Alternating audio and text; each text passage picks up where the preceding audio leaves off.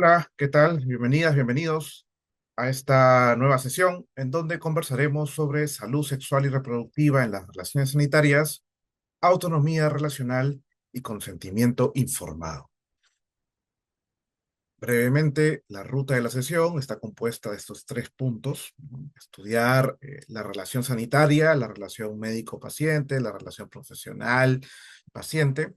Luego, conversar y proponer una alternativa que se discute en el ámbito de la bioética crítica, que es la idea de autonomía relacional. Y con este marco teórico, analizar el escenario del consentimiento informado en el Perú. Muy bien, arrancamos entonces. Hablemos sobre la relación sanitaria. Hay muchísima literatura que se ha preocupado por estudiar cómo se da la relación entre el profesional de la salud y los pacientes. Y existen muchas discusiones sobre cuáles deberían ser los fundamentos y los principios que deberían de alguna manera guiar esta relación. Los principios de la bioética estándar, por ejemplo, que seguramente les pueden ser familiares, autonomía, beneficencia, no maleficencia, por ejemplo, son principios que emergen de una relación sanitaria, de una forma de entender.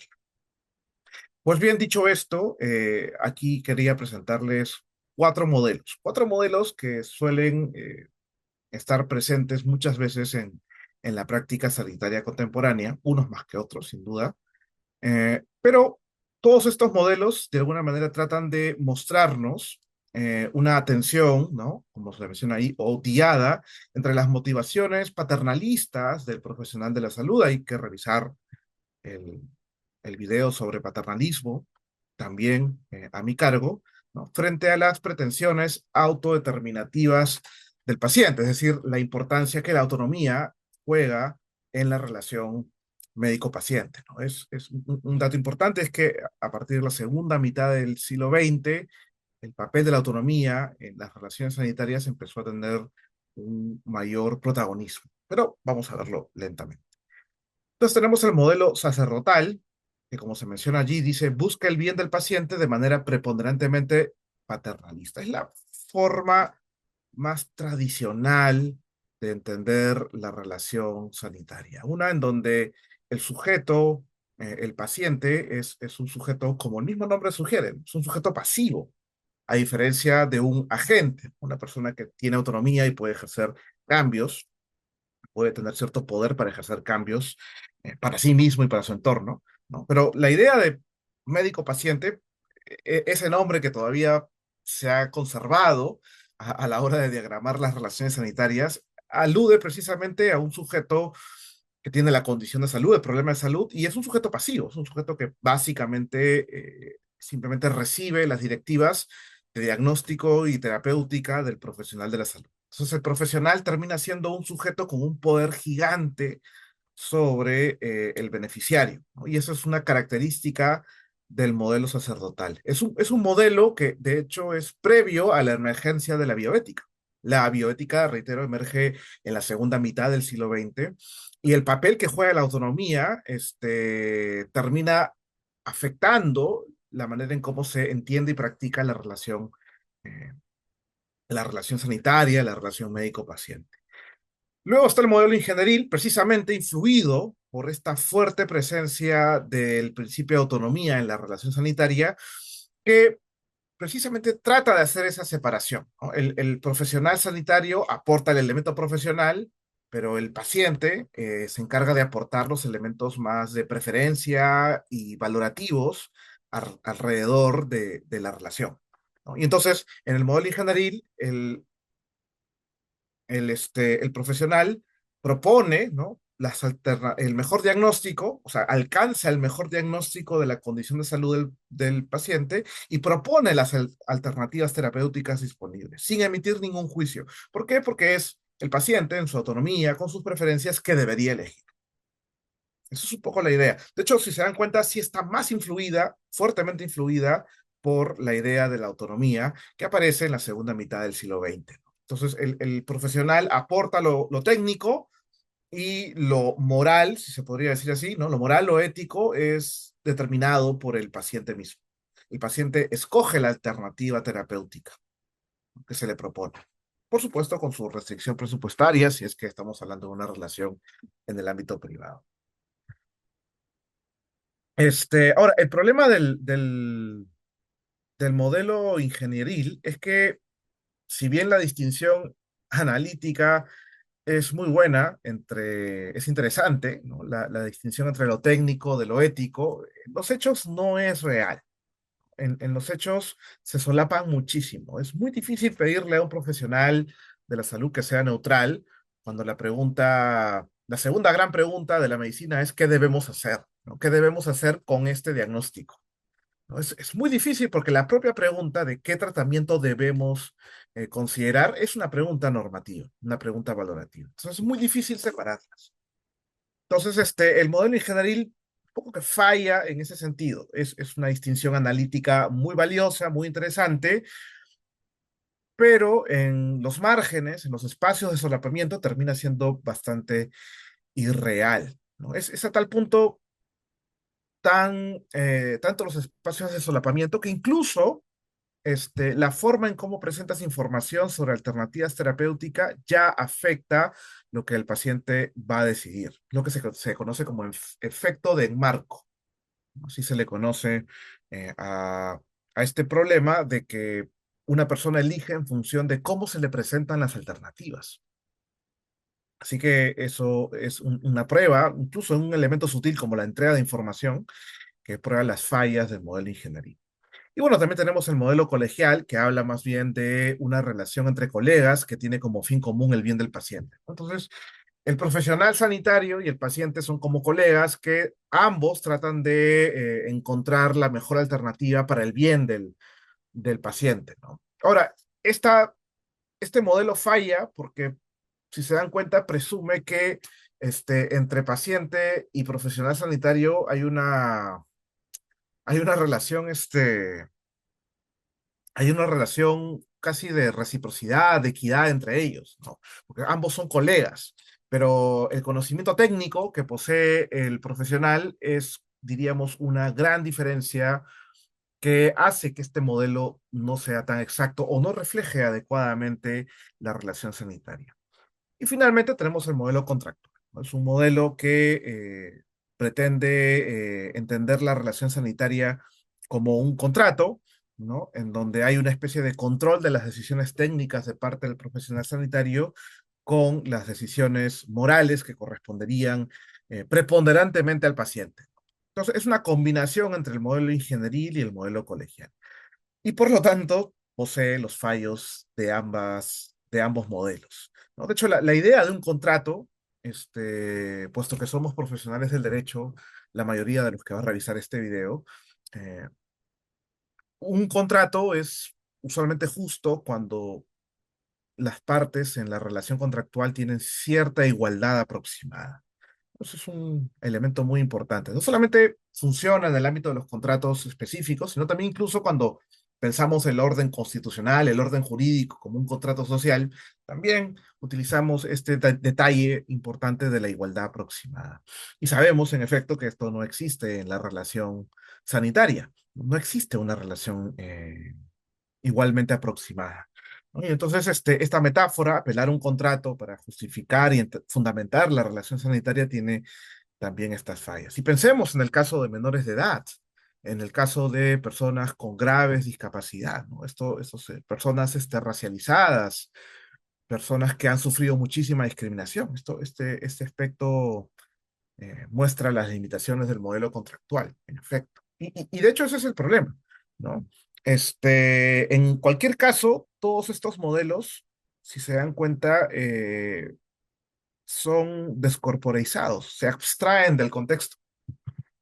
Si revisan el video de salud como agencia, se van a dar cuenta que el contexto social y ambiental es sumamente importante para entender las decisiones de las personas.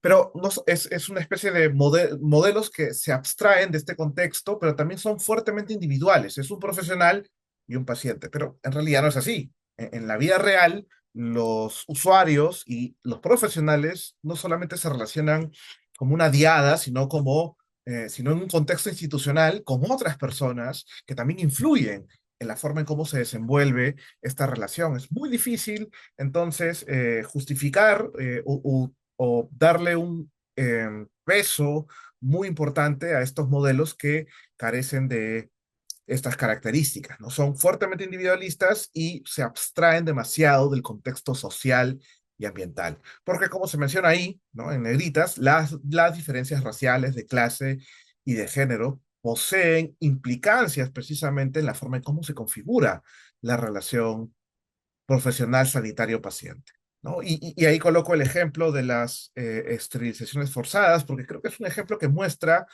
precisamente cómo las diferencias de raciales sobre todo y de clase terminan, y de género, ¿no? Terminan precisamente mostrando cómo la relación profesional sanitario-paciente puede verse socavada y en realidad muchos actos que tienen la apariencia superficial de ser autónomos en realidad no lo son.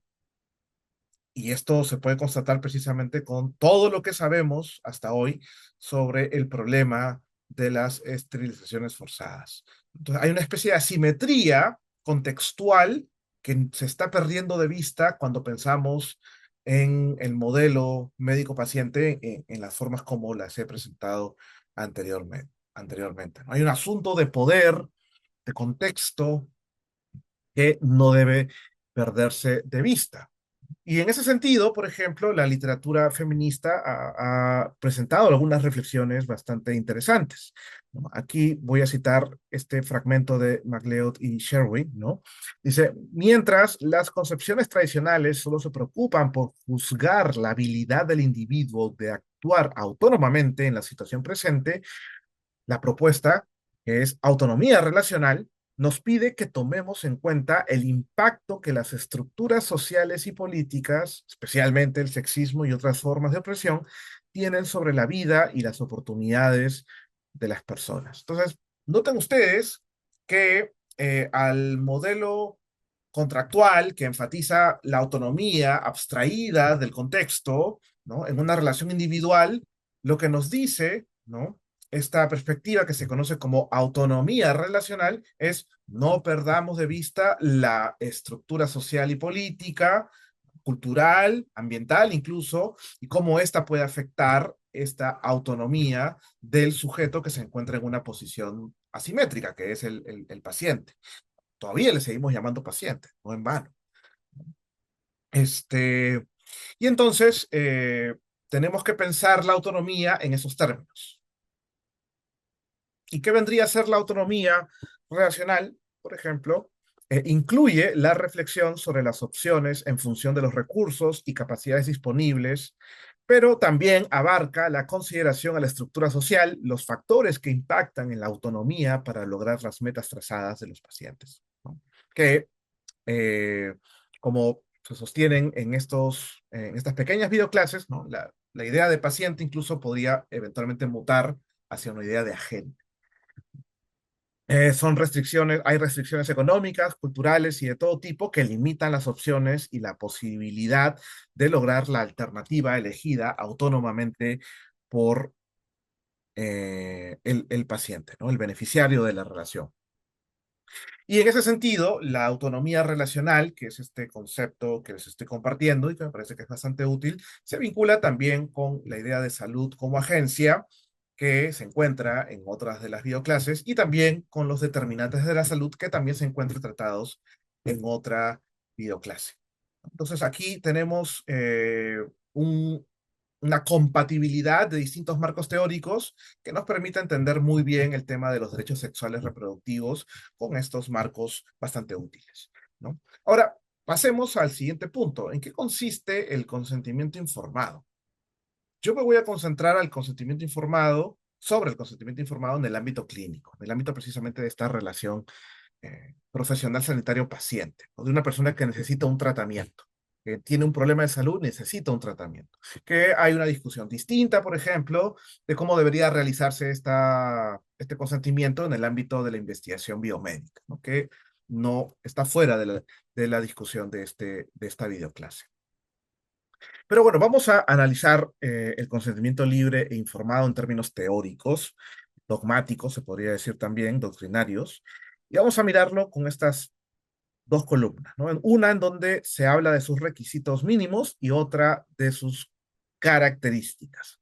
Hablemos de los requisitos mínimos. Primero, debe proporcionarse información adecuada. Obviamente, la información que sea necesaria para tomar una decisión que pueda llegar a ser autónoma, ¿no? Por supuesto, no tiene que coercionarse ni coaccionarse al paciente para que consienta, revoque o rechace la alternativa. No debe amenazarse, no debe infundírsele miedo, por ejemplo, para que avance hacia una alternativa que de pronto en un escenario mucho más pacífico, menos violento, no elegiría, ¿no? Esto, por ejemplo, es algo que sabemos muy bien que ha ocurrido y el caso de las esterilizaciones forzadas es un ejemplo importante en nuestra historia sanitaria peruana para obtener lecciones, para no repetir. Y finalmente, ¿no? Dice, debe asegurarse que el paciente tenga capacidad de autorregulación para ejercer su derecho. Es decir, debemos hacer dos cosas. Primero, tenemos que presumir que la persona es autónoma. Un requisito muy importante y en la videoclase sobre paternalismo pueden profundizar mucho más sobre esto si es que no lo han visto todavía.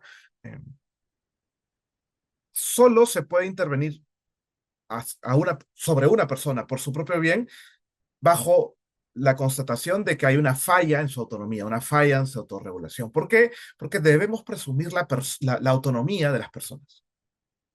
Pero no solamente debemos presumir la autonomía, sino que debemos asegurarnos de optimizar lo más posible esta autonomía. Asegurarnos de que la decisión sea lo más autónoma posible, presumiendo que la persona es autónoma, que no posee ninguna falla de autorregulación. Y por ello, debe asegurarse que el paciente tenga capacidad de autorregulación para ejercer este derecho.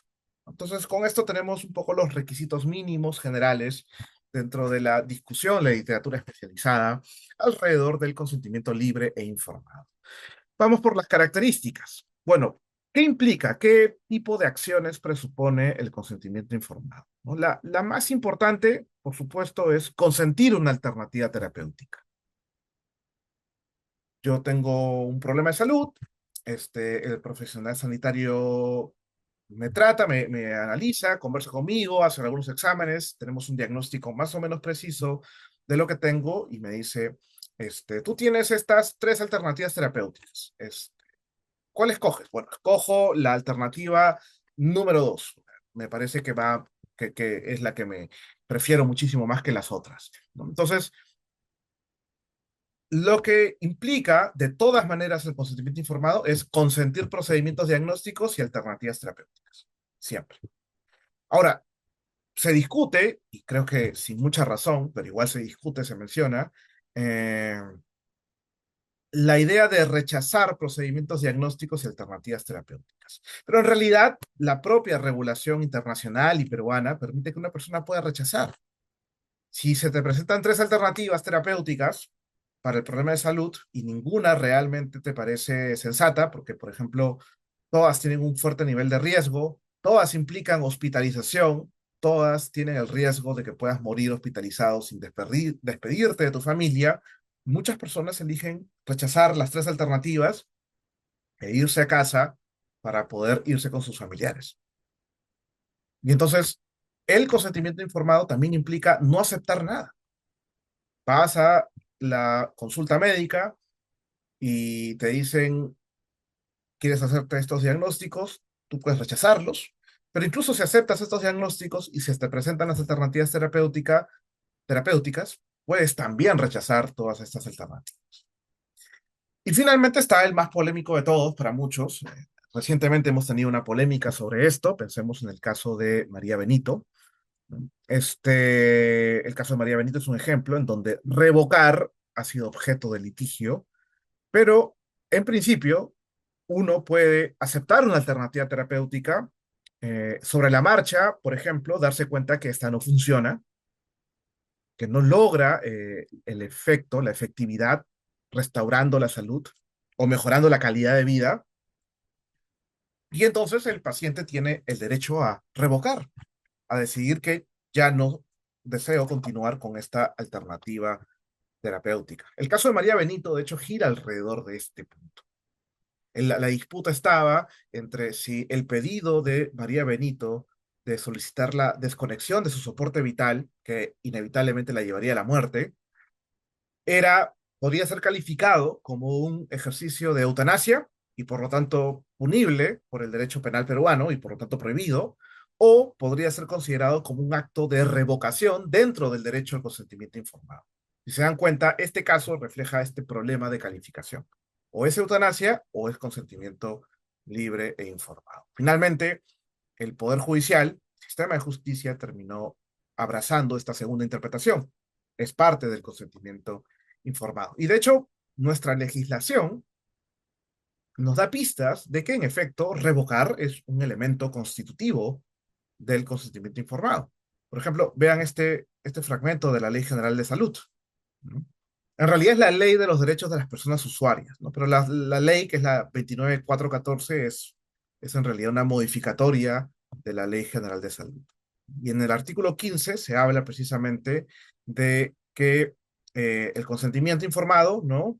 Es libre, voluntario, sin que medie ningún mecanismo que vicie su voluntad para el procedimiento o tratamiento de salud, en la oportunidad previa a la aplicación de cualquier procedimiento o tratamiento, así como su interrupción. La interrupción presupone la posibilidad de revocar. Cuando se trate de pruebas riesgosas, ¿no? Y ahí están los demás supuestos. Otros artículos relevantes, el artículo 15.2, que habla del acceso a la información necesaria, comprensible, completa, oportuna y continuada. Vamos, les pido por favor que pongan una banderita, ahí a lo que yo he puesto en negrita, ¿no? Continuada. Es importante esto porque tiene mucho que ver con la naturaleza del derecho al consentimiento informado y lo vamos a ver paulatinamente. Este, bueno, el reglamento también de la ley 29414, de la ley de los derechos de las personas usuarias, también habla precisamente del derecho a negarse, a recibir o continuar, ¿no? Con lo cual consentimiento abarca tanto rechazo como revocación. Ya esto más o menos queda claro a través del derecho legislado que estamos revisando. Ahora, algunas notas dogmáticas. El derecho al consentimiento no es solo el formato, sino un procedimiento. ¿A qué me refiero con esta mención?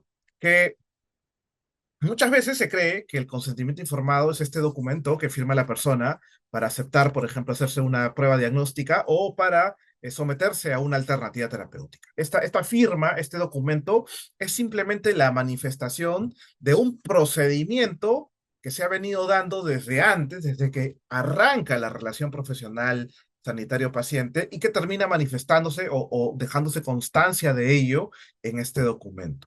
¿Por qué? Porque el procedimiento informado, como podemos haber revisado del marco teórico y de la regulación, no puede ser ese momento, esa firma, ese documento, no es un contrato, no tiene nada que ver, o sea, no es un acto jurídico escrito y punto, es todo un procedimiento que tiene que ver con todo el proceso, todas las veces que precisamente el paciente es consultado, visitado, todas las veces que se indaga información nueva sobre su estado de salud. Por ejemplo, una vez que ha elegido una alternativa terapéutica, el paciente tiene que ser informado, tiene que eventualmente tomar decisiones y todo esto, todo este procedimiento que se da en la relación profesional sanitario y no solamente ese momento poco al inicio de firmar el documento de decido someterme a esa alternativa terapéutica, constituye el procedimiento informado.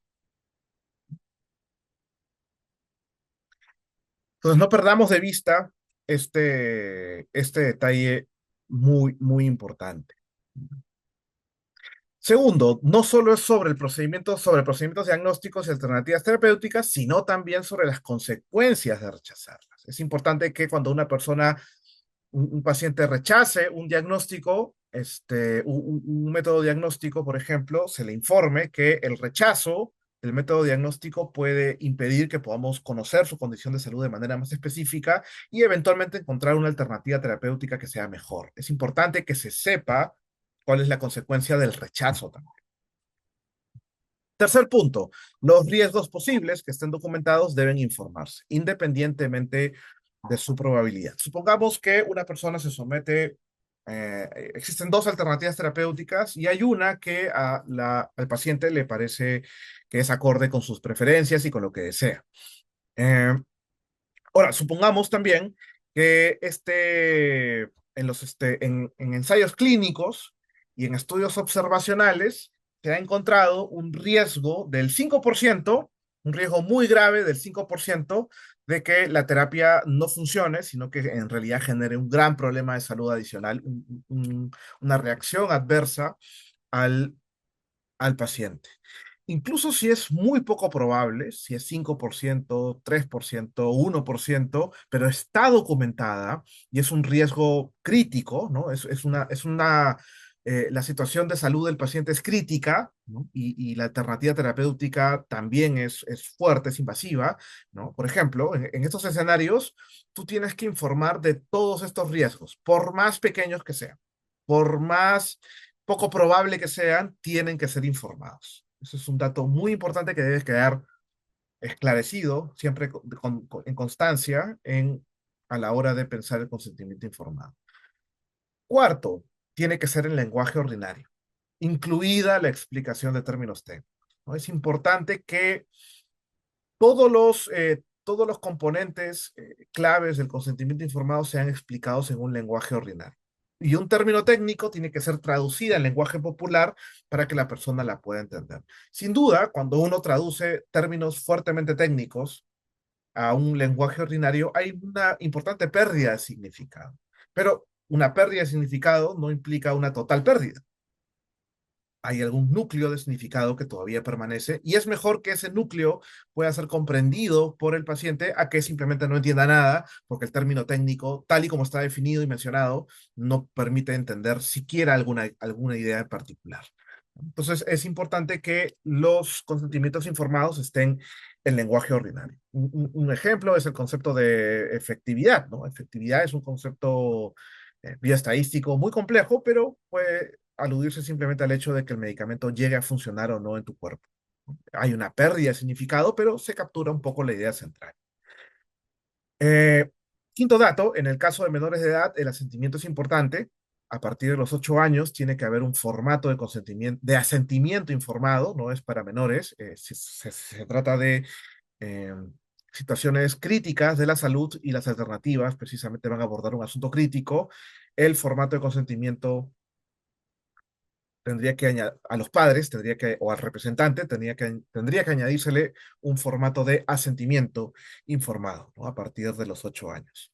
Ahora, una cuestión que dejo para ustedes, para que ustedes puedan reflexionar y eventualmente asumir una posición, es que si leen el artículo 5 del Reglamento de los Derechos de las Personas Usuarias, parece sugerir que la mayoría de edad es diferente en el ámbito de las relaciones sanitarias. Esto no es ajeno en el derecho comparado, existe una mayoría de edad sanitaria distinta de la mayoría de edad estándar. Nuestra mayoría de edad estándar es a los 18 años, por ejemplo, pero en el ámbito sanitario, en muchos países, esa mayoría de edad es un poco más abajo.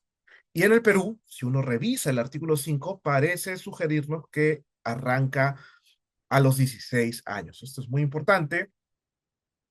Y les sugiero que revisen el artículo y ustedes saquen sus propias conclusiones.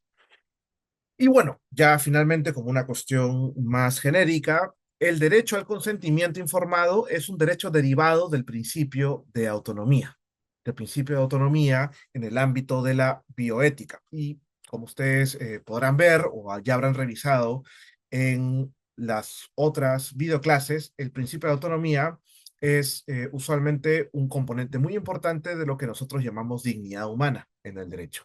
Y entonces hay una fuerte relación entre el derecho a consentimiento informado, ¿no? Este principio de autonomía y dignidad. Hay una especie de relación de fundamentación. Y precisamente el hecho de que la autonomía esté involucrada con el consentimiento informado nos permite incorporarla también dentro de nuestra perspectiva de salud, entender la salud en términos de agencia humana, que es también parte del contenido de las videoclases a mi cargo.